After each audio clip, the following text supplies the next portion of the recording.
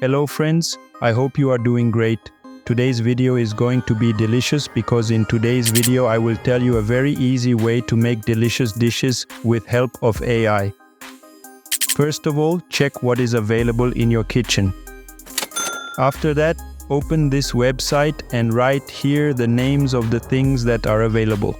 For example, I have some meat and vegetables available. So here I write their names.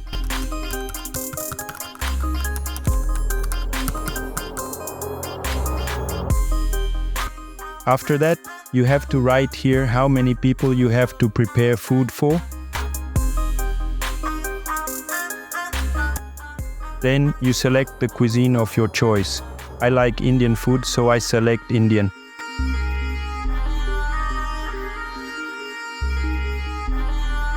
Now select your preferred option from difficulty.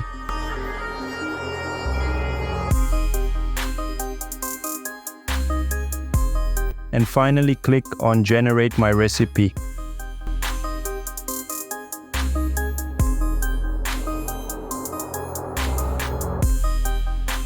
Now you see that this AI tool has prepared the best recipe for the things in your kitchen.